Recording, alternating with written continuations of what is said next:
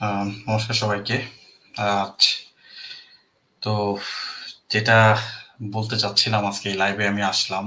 কখনো আমি লাইভে সেরকম কথা বলি নাই।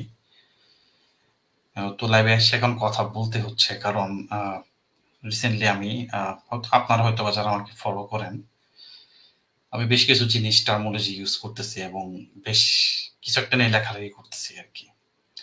এবং অনেকে হয়তোবা পোস্টটা দেখেও ইগনোর করেন বা ওখানে এসে ওই এনগেজড হন না। তো এই লেখালেখির কারণ এবং এর সেই কারণটা আসলে অনেক বছরের, মানে অনেক বছরের আগের। এটা মানে হঠাৎ করে মানে এই পরিবর্তনটা আমার মধ্যে মানে হয় নাই। এটা বেশ কিছু ইভেন্ট এবং বেশ কিছু কর্মকাণ্ড এবং ধাপ করে বাংলাদেশ পরিবেশ থেকে এখানে চলে আসা, মানে এই জার্মানিতে বেশ কিছু জিনিস আরকি ট্রিগার করছে আরকি আমাকে ব্যাপারগুলো নিয়ে ভাবতে, এবং এই কারণেই আরকি আমি এই মানে এই বিষয়টা নিয়ে কথা বলে ক্লিয়ার করতে চাচ্ছিলাম আরকি। আসলে মানে আমি কি বলতে চাচ্ছি আরকি।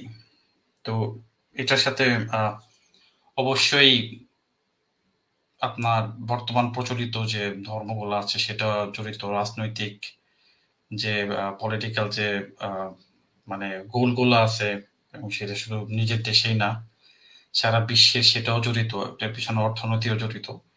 তো যাই হোক, বিভিন্নগত আ কারণে আমি এটাকে আ মানে সাম্রাজ্যবাদী বলি, শক্তি বলি আরকি। এই শক্তিগুলাকে যারা পৃথিবীকে কন্ট্রোল করতে যায় এবং মানুষ যাতে তাদেরকে সবসময় হুজুর করে মানে ওই প্রভু বলে মেনে চলে, সেই কাজ এই সাম্রাজ্যবাদী শক্তিগুলা করে।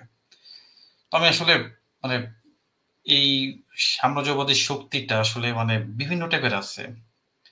তো আমি শুধু একটা দিকেই ফোকাস করে লিখি। সেটা হলো যে মেইনলি যে আরবপন্থী সাম্রাজ্যবাদ। এটা আসলে কি?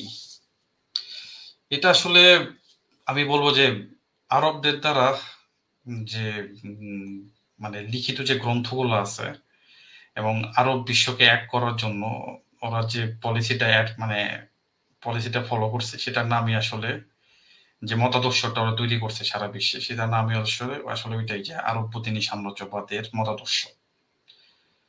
তো এই মতাদর্শটা আসলে কি? এবং আমি আরেকটা জিনিসও ক্লিয়ার করে রাখি। আমি টার্মটা ইউজ করতেছি এই কারণে, কারণ এটার সাথে অবশ্যই আ মুসলিম সম্প্রদায় জড়িত হয়। জড়িত প্রত্যক্ষ পরোক্ষভাবেই হোক বা হোক, এটা জড়িত হয়েই আছে আরকি।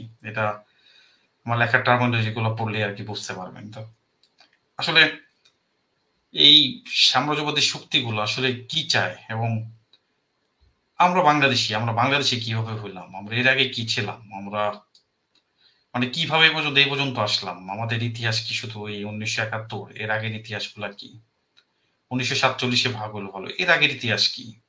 তো এইসব ইতিহাস নিয়ে আমি ঘাটাঘাটি পড়াশোনা করতে এবং ধর্মীয় গ্রন্থগুলা নিয়ে আরো ডিপলি রিসার্চ করতে আমি অনেক কনক্লুশন এ আসি আরকি। অনেক কিছু জানতে পারি। বিভিন্ন ডিবেট এবং বিভিন্ন ইভেন্টে মানে জিনিসগুলাকে আমাকে মানে আগ্রহ মানে জাগায় আরকি। যে আসলে ব্যাপারগুলা কি হচ্ছে আরকি পৃথিবীতে। তো এই হলো বিষয়টা। তো আপনারা হয়তোবা অলরেডি স্ক্রিনে দেখতে পারতেছেন। আমি শুরু থেকেই বলবো আরকি। আমি শুরু থেকেই বলি যে স্ক্রিনে আপনারা যেটা দেখতে পারতেছেন সেটা হলো যে ব্লগার রাজীব হায়দার হত্যার বিচারের কাজ শুরু। এটা আসলে আমি কেন দেখাচ্ছি সেটা আমি এখন বলছি। সেটা হলো যে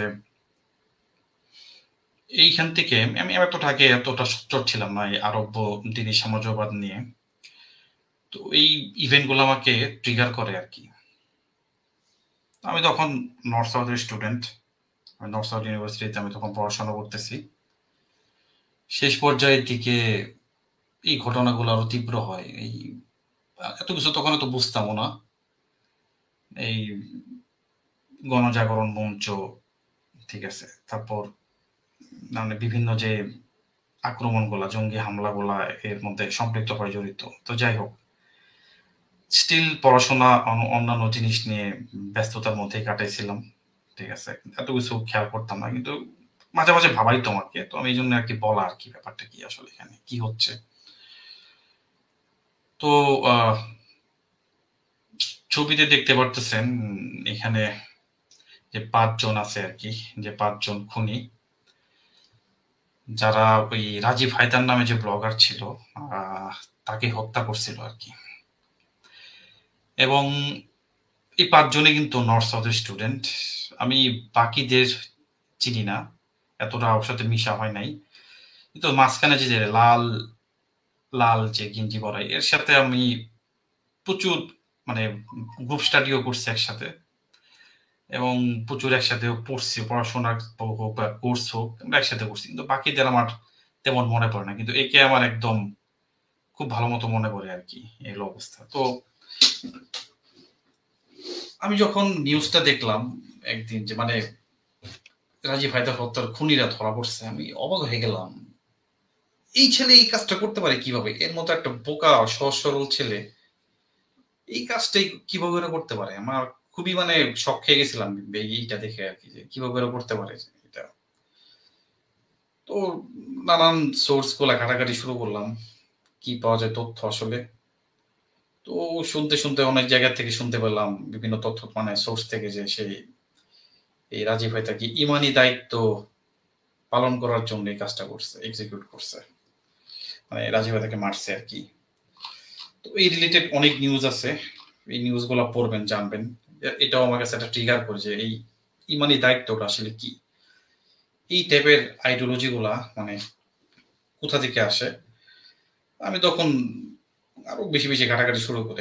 আমার মনে হয় আমি তখন থেকেই আমার ব্রেইনে এটা ইনসেপ্টেড হয় যে এই আইডিওলজি সম্পর্কে আমার জানতে হবে। এটা আসলে কি? আমি অনেক ঘাটাঘাটি করে অনেক কিছু বের করছি, জানছি, এবং সেটার হয়তো বহিঃপ্রকাশ আপনারা পাচ্ছেন আরকি আমার লেখাগুলোর থ্রুতে আরকি। যতটুকু পারি লিখি। আমার হাত এখনো অত পাকা হয় নাই। আমার মনে যেটা হয় এটা লিখি। তো যাই হোক, এর মতো ছেলে যে কাজটা করতে পারে এটা আমার ধারণা বাইরে ছিল একদম, যে এরকম কি এমন আইডিওলজি আছে সেটা মানে একটা ছেলেকে এরকম হিংস্র বানায় দিতে পারে। যাক, এটা গেল।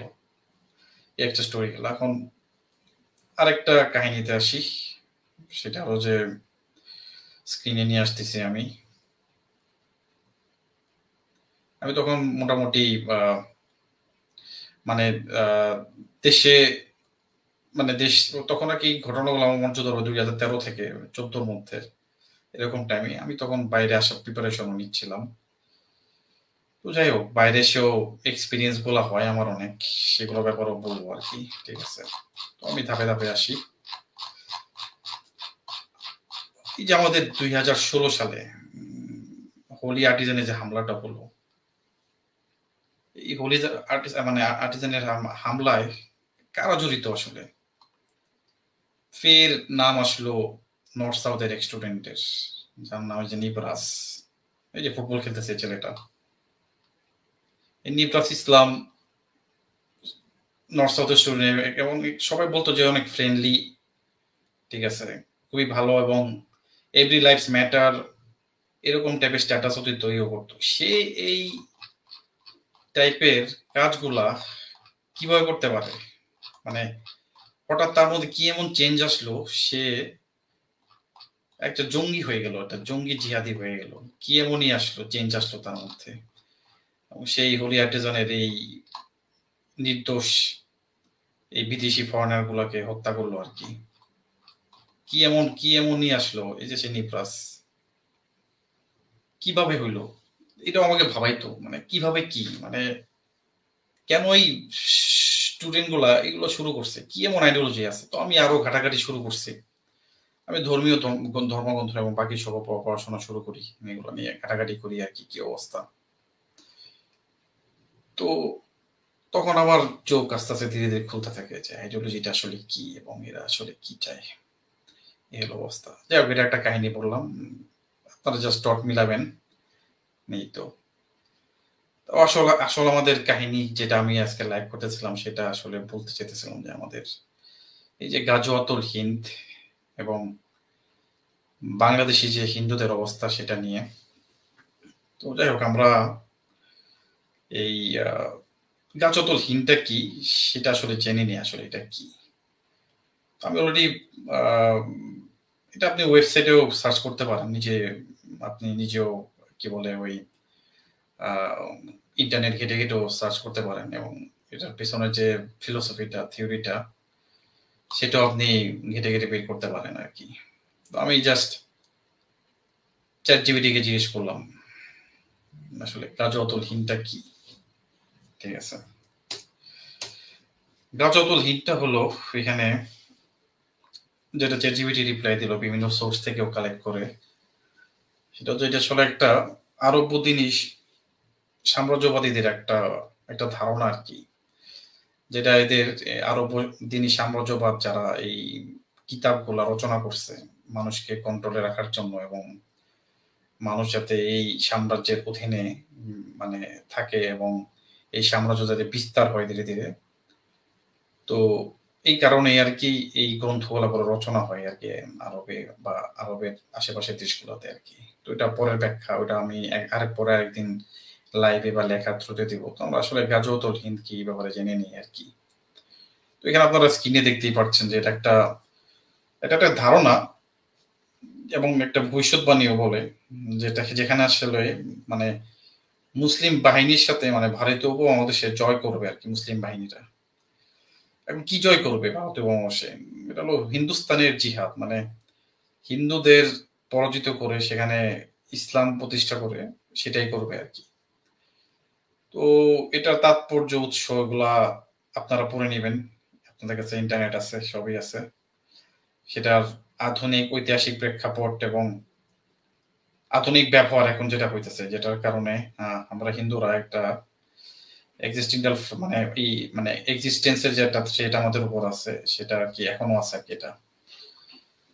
তো আমরা এখন যেহেতু একটা এই আরব্য সাম্রাজ্যবাদীদের এই নানান ইভেন্টে আমি বলবো যে 1400 বছর ধরে আর কি সমস্যায় আমরা ভুগতেছি আমাদের উপমহাদেশের আমরা মানুষেরা। এখানে অনেক মানুষই এই আরব দিনী সাম্রাজ্যবাদীদের নানান যে গোষ্ঠী আছে, এখানে তুর্কি হোক, তারপরে মুঘল সাম্রাজ্য হোক, নানান ভাবে আক্রমণ করে এখানে চেষ্টা করছে এখানে যে হিন্দু বা সনাতনী সভ্যতা আছে সেটাকে নষ্ট করার জন্য। তো সেটার মানে আদর্শটা কই থেকে পায়, সেটা এই সমস্ত গ্রন্থ থেকেই, যেটা ওই হাদিসে মানে বর্ণনা আছে আর কি। তো হাদিসটা আসলে কি, সেটা আসলে আমরা দেখি হাদিসটা আসলে কি। আমরা ডাইরেক্ট এই আরব দিনী সাম্রাজ্যবাদীদের হাদিস চলে যাই। হাদিস কি বলে আসলে। তো বাংলাদেশে আপনার hadithbd.com, এটা ইসলামিক ফাউন্ডেশনের ডাইরেক্ট যত সব আপনার কোরআনের কি বলেন ব্যাখ্যা বলেন হাদিস বলেন সবকিছু এখানে সংকলিত আছে। এখানে আপনারা দেখতে পারবেন আসলে মানে এই যে হিন্দুস্তানের জিহাদ একটা বের করছি আমি। তো এখানে কি বলতেছে আর কি হাদিসটায়, এখানে বলতেছে যে রাসূলুল্লাহ সাল্লাল্লাহু আলাইহি ওয়াসাল্লাম যে বলতেছে আর কি, তিনি বললেন যে রাসূলুল্লাহ সাল্লাল্লাহু আলাইহি ওয়াসাল্লাম বলেছেন, আমার উম্মতের দুটি দল আল্লাহ তাআলা তাদেরকে জাহান্নাম হতে পবিত্রাণ দান করবেন। এক দল যারা হিন্দুস্তানে জিহাদ করবে, আরেক দল যারা ঈসা ইবনে মারইয়াম এর সঙ্গে থাকবে। না ব্যাপারটা বুঝলাম না, মানে হিন্দুস্তান রে মানে হিন্দুস্থান মানে হিন্দুদের স্থানে বা হিন্দুদের যে ভূমি সেখানে আক্রমণ করলে মানে সে ডাইরেক্ট জাহান্নামে যাবে না, সে নরকে যাবে না, সে ডাইরেক্ট মানে জান্নাতে চলে যাবে। বিষয়টা ইন্টারেস্টিং। তো মানে বিষয়টা আসলে কি, মানে হিন্দুস্তান কেনই বা আক্রমণ করতে হবে, কেনই বাই করতে হবে, সেগুলোর ব্যাখ্যা অনেক সিনেমা অনেক কিছুতে আপনারা দেখতে পারবেন আর কি। যেমন এই তানহাজি বা শিবাজী মহারাজের যে সাম্রাজ্যের শক্তির যে লড়াইগুলো হয়েছিল মুঘলদের সাথে, সেগুলা আপনারা সিনেমার থ্রুতে জানতে পারবেন। আমি জাস্ট আপনাদের হিন্ট দিলাম, যেটা দেখবেন। এবং এই হাদিসের মানটা কিন্তু সহি, এটাকে কিন্তু আপনারা মানে ইগনোর করতে পারবেন না। এটা সুনানান নাসাই ইসলামিক ফাউন্ডেশনের এই 25 নাম্বার চ্যাপ্টার, যেটা নাম বলে জিহাদ, সেখানে আছে। তো এই হলো বিষয়টা। যাই হোক, এখানে অনেক প্রশ্ন জাগে, সেটা হলো যে এই বর্তমানের যে প্রেক্ষাপটে যে মডার্ন ওয়ার্ল্ড যেখানে মানে নেশনহুডের যে ব্যাপারটা আসছে আরকি। এটা ১৮০০ কত সাল থেকে জানি। মানে যে যার জাতি, ল্যাঙ্গুয়েজ, সংস্কৃতি অনুসারে যার দেশ। তো বিভিন্ন ফ্যাক্টরের কারণে আরকি হইছে আরকি। যাই হোক, এই জাতীয়তাবাদ এই বিষয়টা আরকি এবং নেশনহুড।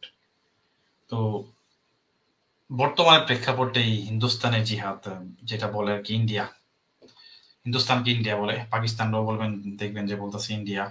ঠিক আছে? আমরা যদি এটার ইংরেজি ভার্সনেও যাই, ইংরেজি ভার্সনেও বলতেছে যে ২ টা গ্রুপ থাকবে উম্মার যারা মানে এই আগুনের জাহান্নামের আগুন থেকে একদম বেঁচে যাবে আরকি। সেই গ্রুপটা কারা? যারা ইন্ডিয়াতে আক্রমণ করবে। That group that invades India and the group that will be with ইসা বিন মারিয়াম। ঠিক আছে? এখন ভারতের প্রেক্ষাপটে মানে বাংলাদেশ থেকে দেখবেন আমাদের এখানকার মাওলানা হুজুরেরা কিন্তু এই গাজওয়াতুল হিন্দের অনেক ডাক দেয়। উম্মার যে ডাক মানে ভারত দখল করে ফেলবে, হিন্দুদের কলা কাটা কইরা একদম মানে আবার সেই দিল্লি দখল কইরা করবে। এই চরমনাইয়ের এখান থেকে বলেন, আর বিভিন্ন জায়গা থেকে বলেন, সেই ডাকটা কিন্তু এরা দেয়। এবং সেই আদর্শটা কই থেকে পায়? সেটা কিন্তু এই যে এই হাদিস থেকেই পায় এবং ঐতিহাসিক যে ব্যাপারটা মুঘল সাম্রাজ্য ছিল, যারা দখল করেছিল আরকি এই আমাদের উপমহাদেশের ভূমিতে আরকি। এই বহিরাগত শক্তিগুলা। তো ঐতিহাসিক এবং এই হাদিস থেকে এরা এই আদর্শগুলা পায়, এই আইডিওলজি গুলাই বিল্ট আপ হইছে। এই আরব বদিনী সাম্রাজ্যবাদী এই শক্তিগুলা বিস্তারবাদী দর্শনে বিশ্বাসী এবং বিস্তার করতে চায়। সেই সাথে ভারতের এই জায়গায় মুশরিকরাও যাতে ওই মানে সবসময় মানে দখল করতে পারে মুশরিকদের এই ল্যান্ড সেটাও তারা চায় আরকি। শুধু সেটা না ভারত না, পুরা বিশ্বই আরকি দখল করতে চায়। কন্ট্রোলে আনতে চায় নিজেদের আরকি। এটা না করলে বলে কেয়ামত হবে না। সবাইকে আসলে এই আরব বদিনী সাম্রাজ্যবাদীদের আওতায় আনতে হবে এবং কনভার্ট করতে হবে আরকি। যাতে সবাই আরবদের মতো করে চলে, ঘুরে ফিরে, খায়, দায়, কথা বলে। কালচারটা যাতে এরকম হয়ে যায়। এই হলো বিষয়টা আরকি। তো এখন আসি বর্তমান প্রেক্ষাপটে আমার এই আ পোস্টে আসি এমন একটা। পোস্ট আসলে কি? পোস্ট আসলে যাই, সেটা স্ক্রিন শেয়ার করেই দেখাইতেছি আমি। হুম, একটু সময় দিতে হবে। এই তো।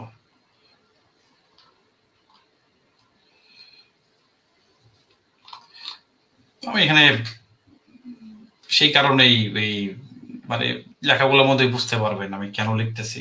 কারণগুলা আমি এই আরব্য এই দ্বীনি কিতাবগুলা নিয়ে আমি বেশ কয়েক বছর ধরে পড়াশোনা করতেছি, জানতেছি, চর্চা করতেছি এবং বিদেশে আসার ফলে আ এখানে নানান ইন্টারন্যাশনাল কমিউনিটির সাথে আমি মিশি। এখানকার তুর্কি মুসলমান বলেন, কুর্দিশ বলেন, তারপরে ইরানিয়ান বলেন, ঠিক আছে? পাকিস্তানি বলেন। নানান দেশের নেশনদের মানে কথা বলে। আরব বলেন, আরবদের সাথেও সবার সাথেই মনে করেন কথা বলি বিষয়গুলা নিয়ে। আমি যখনই সুযোগ পাই আমি কথা বলি। আমার ইন্টারন্যাশনাল কলিগদের সাথেও কথা বলি এবং মানে এই বিষয়গুলো সম্পর্কে জানি। তারা এই বিষয়টাকে কিভাবে দেখে আরকি। তো তারা আসলে মানে এগুলো ডিনাই করে না। হ্যাঁ, এগুলো আছে। কিন্তু ডিনায়ালটা আসে আমাদের বাংলাদেশীদের থেকে যারা এই উপমহাদেশে হয়তোবা এক টাইমে হিন্দু বা বৌদ্ধ ছিল হয়তোবা এই আরব বদিনী সাম্রাজ্যবাদীদের তলোয়ারের আন্ডারে বা জিজিয়া করের কারণে এরা ওই অত্যাচারের কারণে কনভার্ট হয়ে গেছে আরকি। কনভার্ট হয়ে এখন তারা স্টকহোম সিনড্রোম রোগে আক্রান্ত হয়ে সরি টু সে বাট আমার কাছে যেটা মনে হয় এটা আমার পার্সোনাল ভিউটা বলতেছি। সেইভাবে করে আরকি এরা এখন এই আরব বদিনী সাম্রাজ্যবাদীদের আন্ডারে চলতেছে আরকি। বর্তমানে মডার্ন যুগে আরব বদিনী সাম্রাজ্যবাদ হলো ওআইসি আরকি। ওআইসি কি সেটা আপনারা ভালো করে জানেন। তো এভাবে করে সাম্রাজ্য বৃদ্ধি করতেছে এরা। বৃদ্ধি করতে নানান দেশ এরা ভাগ করতেছে। ভারত ভাগ করে পাকিস্তান করল। তারপর আমি যদি ইউরোপের দিকে যাই, ইউরোপের দিকে সার্বিয়াকে ভাগ করে কোসোভো করল এবং অন্যান্য দেশও করল এবং ইভেন বেলজিয়ামে বলেন সেখানেও শরিয়া রাষ্ট্র চাচ্ছে, এখানে ভাগ করতে চেতেছে। আপনি ইউকেতে যান, ইউকে ফর শরিয়া সেটারও আলাদা রাষ্ট্র চাচ্ছে এরা ভাগ করে। এবং এটা আসলে শুধু ভারতবর্ষে না, সারা বিশ্বে একই প্রসেস, একই জিনিস, একইভাবে হইতেছে। এটা শুধু আমাদের হিন্দুদের সাথে ভারতীয় উপমহাদেশে হয়েছে সেটা না। আসলে প্রত্যেকটা কমিউনিটির সাথে হইতেছে আরকি। প্রত্যেকটা কন্টিনেন্টে আফ্রিকা বলেন, ইয়ে বলেন, একই জিনিস হইতেছে। এবং এই আরব অধীনী সাম্রাজ্যবাদ প্রত্যেকটা জায়গায় বিস্তার চালাচ্ছে আরকি তাদের জঙ্গি কর্মকাণ্ড করে বা ই করে হোক। ঠিক আছে? তো যাই হোক, আমার এই সমস্ত লেখার কারণে আমি জানি আমার বর্তমানে যে মুসলিম সম্প্রদায়ের বন্ধু-বান্ধব আছে, তারা আমার সম্পর্কে আমি জানি খুবই নেগেটিভ একটা ধারণা পোষণ করে আরকি। ঠিক আছে? তো আমি এটার উত্তরটা দিতেই আসছি। তো আমার এই পোস্টটাতে দেখবেন যে আমার এক স্কুল ফ্রেন্ড কমেন্ট করছে আরকি। তো আমি আবারও ক্লিয়ার করি। কালচারাল মুসলিম আর আরব অধীনী সাম্রাজ্যবাদ, আমি দুইটাকে আলাদা চোখে দেখি। কিন্তু আমার লেখায় এমনভাবেই মানে মানে চলে আসে আরকি ব্যাপারটা যে ওরা মনে করে যে ওদেরই, কারণ আল্টিমেটলি আসলে ওরা চলেও আসে এটার মধ্যে। কারণ যেহেতু আমি রেফারেন্স গুলা এই আরব অধীনী সাম্রাজ্যবাদীদের কিতাব থেকেই দেই। তো আমার এই যে মানে স্কুল ফ্রেন্ড শেখ জাহিদ, ওকে ও খুব একটা সুন্দর এখানে লজিক দিছে। এইসব তথ্য কই থেকে পাস? কে বলছে তোরে হিন্দুদের গণহত্যা করা হইব? আসলে হিন্দুদের গণহত্যা অনেক আগে থেকে হইতেছে। এটা লাস্টের যে বড় করে হইছে এটা হলো ১৯৭১ এ। অনেক বড় করে হইছে সেই গণহত্যাটা। শহীদের যে ৩০ লক্ষ বলেন, তার মধ্যে কত লক্ষ হিন্দু ছিল সেটা সেটা স্ট্যাটিস্টিক্যাল প্রমাণ আছে। এবং সেটা হলো ৮০% এর উপরে ৩০ লক্ষ, মানে ২৫ লক্ষের উপরে ৩০ লক্ষের মধ্যে সবাই হিন্দু ছিল এখানে। ৫ লক্ষ অন্য সম্প্রদায় মিলিয়ে। এবং এটা স্ট্যাটিস্টিক্যাল প্রুফ যদি চান আছে আমার কাছে, আমি দিয়ে দিব না আরকি। আপনারা পরে পড়ে নিবেন, মিলাই নিবেন হিসাব। ঠিক আছে? তো এখানে সে লিখতেছে যে মানে সে জাস্ট তার ভিউ থেকে বলতেছে। আমি জানি সে সাভারে থাকে। হয়তোবা মালয়েশিয়া বা অন্যান্য কোথাও গেছিল এবং সে আমাকে যে লজিকটা দিল আরকি যে ওই মানে সাভারে তো আমার সাথে তো কিছু হয় না। আমার সাথে কিছু হয় না। হবেও না, মানে হয়ও নাই আরকি। ঠিক আছে? কারণ সাভারে এখন পর্যন্ত ওই জিনিসটা চলে আসে নাই যেটা অন্যান্য বাংলাদেশের পার্টে আছে। এবং সেগুলার কিন্তু ইভেন্ট এবং ইতিহাস আমরা জানি। সাভারে হয়তোবা এখন পর্যন্ত ঐরকম করে হয় নাই।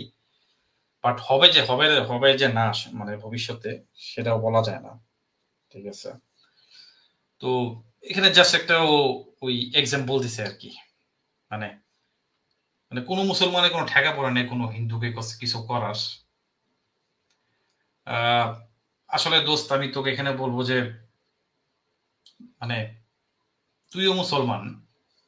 আর একটা আরববাদিনী সাম্রাজ্যবাদী যে ইসে বিস্তারবাদে বিশ্বাস করে যে জিহাদি গুলা, সেও কিন্তু মুসলমান। এখন তুই হলো কালচারাল মুসলমান আর সে হলো জিহাদি মুসলমান। ঠিক আছে? তুই নিজেই বলছস আমাকে ইনবক্সে, আমি তোকে ডিবেটে আসতে বলছি কিন্তু তুই আসলি না, বলছি যে তোর ফরজ হয় না, নামাজ পড়ছ না ঠিক মতো, কিন্তু ওই ধর্মীয় জ্ঞানও তোর কম এবং কম থাকার কারণে তুই আমার সাথে ডিবেটে আসতে চাস না। এটা তুই সুন্দর মতো বললি আমাকে। আমি কিন্তু তোকে ভয়েস মেসেজে অনেক কিছু জানাইছি। ঠিক আছে?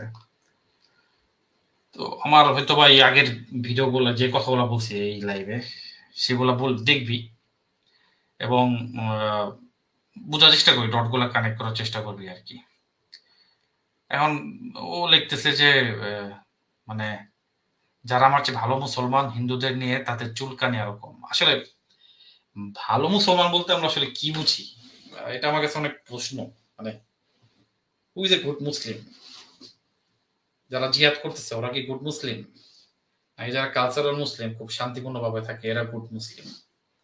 আসলে ভালো মুসলিমটা কি আসলে? মানে এটা কিন্তু একটা পয়েন্ট।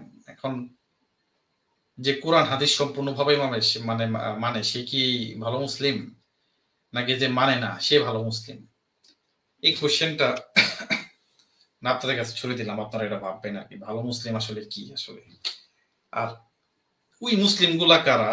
যারা এই ইমানি শক্তি বা ইমানকে মানে ইমানি শক্তি দ্বারা এই জিহাদি হামলাগুলা চালায়, এই মুসলিমগুলা কারা আসলে?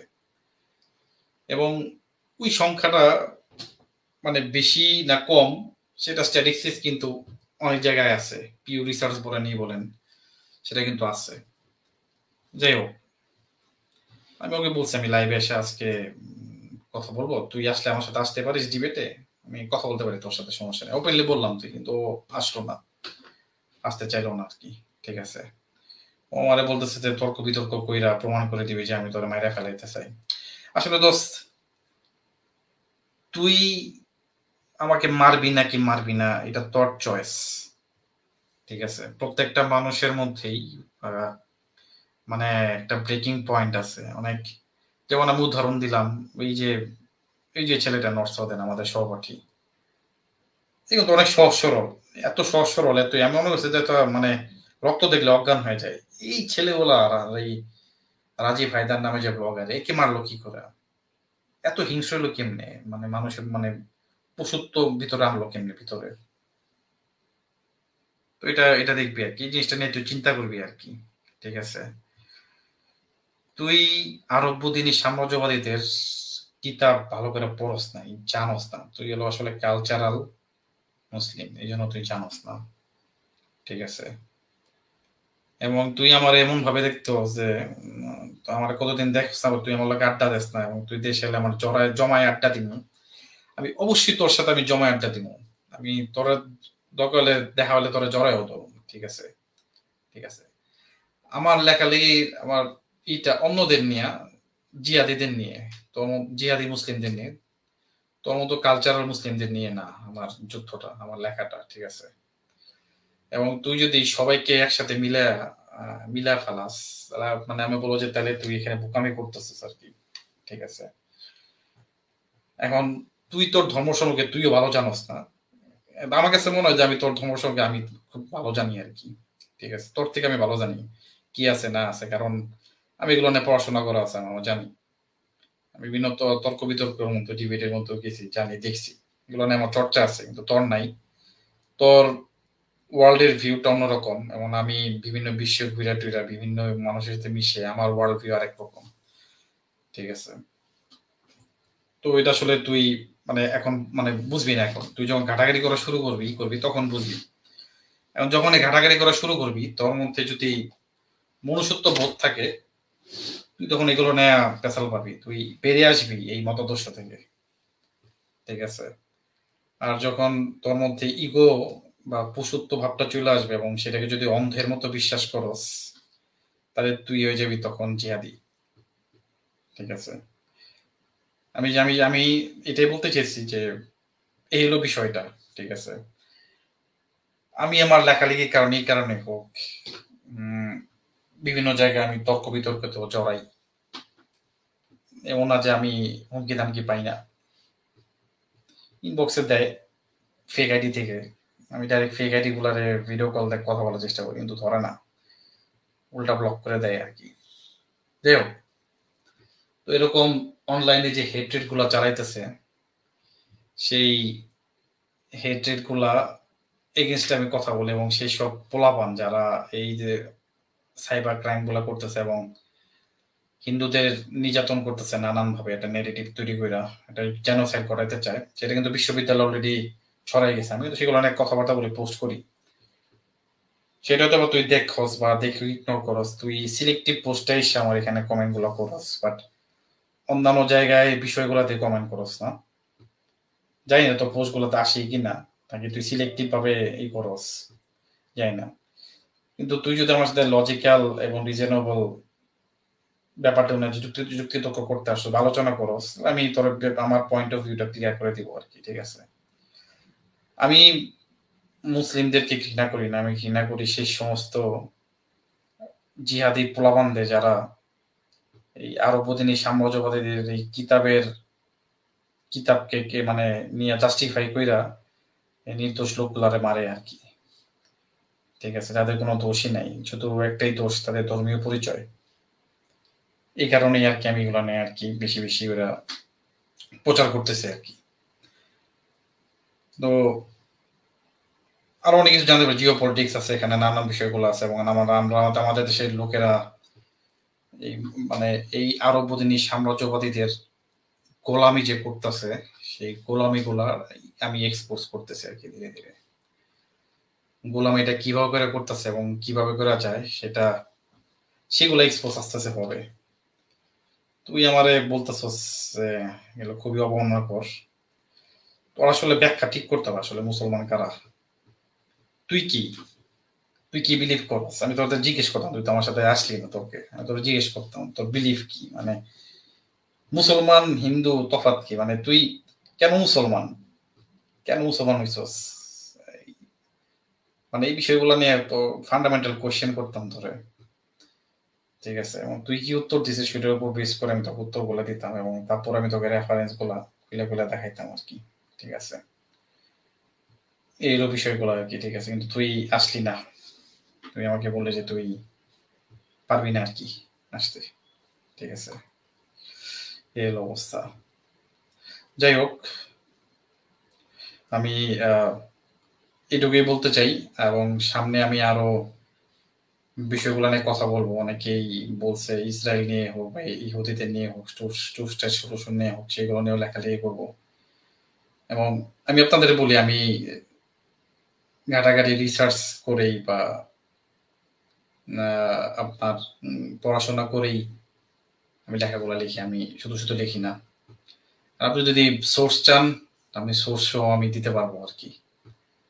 তো সেই মানে এবং পৃথিবীতে কোথায় কি হইতেছে না হইতেছে, জিওপলিটিক্স বলেন, বলেন, এগুলোর ব্যাপারে ন্যূনতম একটু হলেও আমার ধারণা আছে। আমি এতটা এক্সপার্ট না, কিন্তু আমি চেষ্টা করি আমি যেটা বুঝি সেটা বোঝানোর জন্য। এবং সেটা আপনারা আপনাদের কনসায়েন্স আছে, আপনাদের বিবেক আছে, বুদ্ধি আছে। সেটা নিয়ে আপনারা মিলানোর চেষ্টা করবেন আরকি। এই হলো বিষয়টা। তো আজকে এই পর্যন্তই। আশা করি সবাই ভালো থাকবেন। পরবর্তীতে আবারও আসবো আমি যখন সুযোগ হবে। ধন্যবাদ সবাইকে।